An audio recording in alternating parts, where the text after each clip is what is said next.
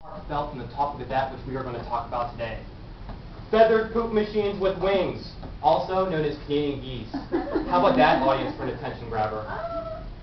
Girls and boys of the Pittsburgh area viewing your television sets at home, you're probably sitting in discomfort as you think about how this morning you had to get up and walk to school early on smoke-filled and littered streets. Perhaps you fear gambling-addicted, crime-creating, poverty people moving their way into your neighborhood, and it has you sick to your stomach.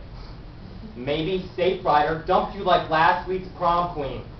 Pittsburgh, while you struggle to live day to day, there are Canadian geese, just like this one, relaxing, grazing, defecating, and I even say this, mocking you in your very own backyard.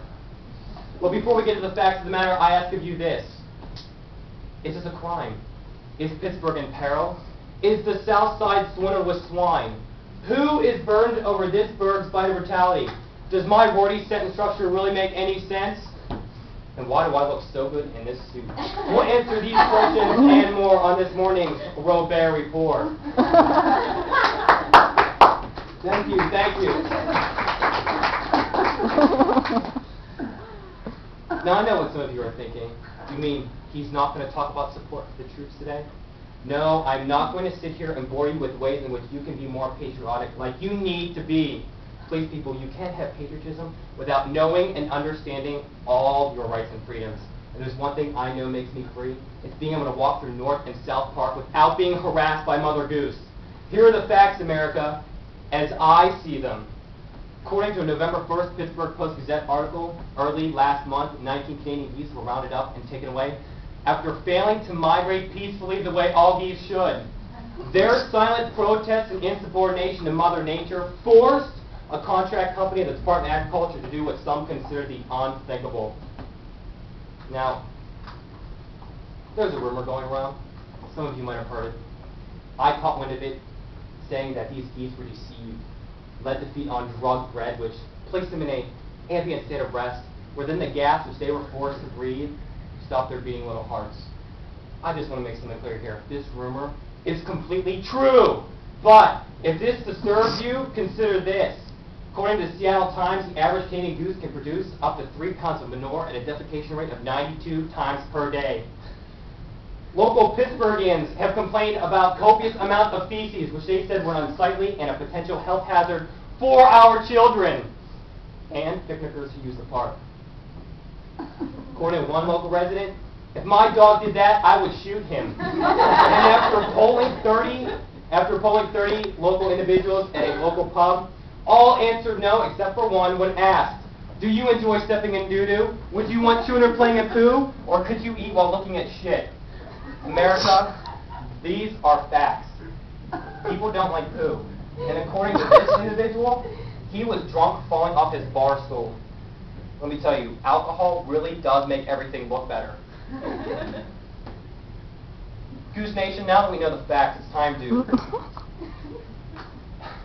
Goose Nation, now that we know the facts, it's time to look into this and never misunderstood as it was necessary action. But if it was so required, Robert, then why are so many people enraged? Angry enough to the point where, yes, you guessed it, protests have taken place. Ladies and gentlemen, this question brings me to this morning's word. Geese peace. That's right. As if keeping the peaceful killings down is actually possible, animal rights activists have coined such a term. Let's face it, these feces-infested flounders cannot live amongst us.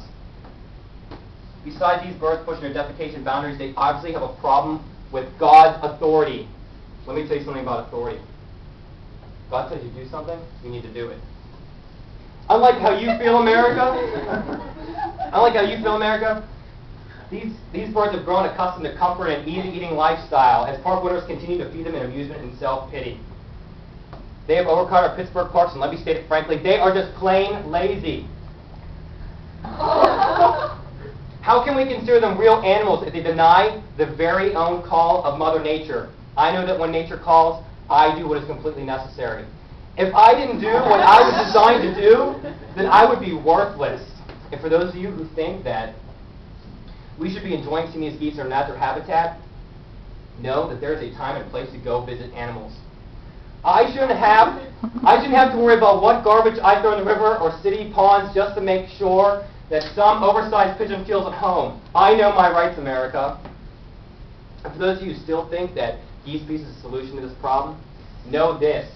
After the peaceful killings, the geese meat, scrumptious, juicy like duck meat, was processed at slaughterhouses and then distributed to homeless shelters.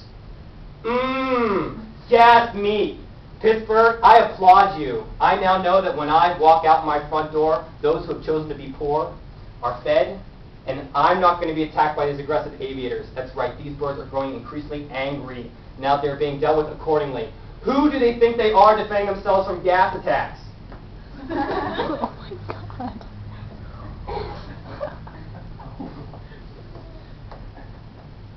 As Stephanie Boyle is a biologist and representing the ethical treatment of animals says, Pittsburgh is trying to make this massacre palatable. Obviously, as an animal rights organization, we're going to oppose people killing animals for any reason. There, someone said for me. Any reason. That is not a legitimate... Stop that. No timing, no timing. Any reason. This is not a legitimate argument. They have obviously not taken into consideration my awe-inspiring wisdom. Voices for Animals, an animal rights organization here in Pittsburgh, would like to see the city revise its ideas and customs on animal management. Okay, America, Voices for Animals has spoken, asking us to give these geese a chance to represent themselves. Luckily, my staff ran across one such legitimate article written in the Pittsburgh Tribune Review. This goose makes a good attempt. It's not sudden, unexpected departures from this world that we object to so strongly. What we object to is why you made the decision to thin our ranks. I knew it. These geese are made up of ranks. And once the Canadian Goose Air Force is airborne, we'll all wish we did something to prevent the attack on us. Therefore, there can be no such thing as negotiations or efforts towards geese peace. And that, ladies and gentlemen, is this morning's word. I need a drink. Pit Nation, I would like to now take this time to reflect on what I've discussed here today. Just as Jonathan Swift says in what is regarded as the greatest political example of satire, irony, and sarcasm in his A modest proposal, if we're overpopulated and hungry, eat yourself. It may sound ridiculous, but in all truthiness, my gut feeling tells me that it would work. With that being said, go kill a goose. It's in your best interest, Pittsburgh. Give yourself a round of applause for being an audience on the Rotary Report. And now that we're at commercial break, I will take this time to answer any questions that you may have.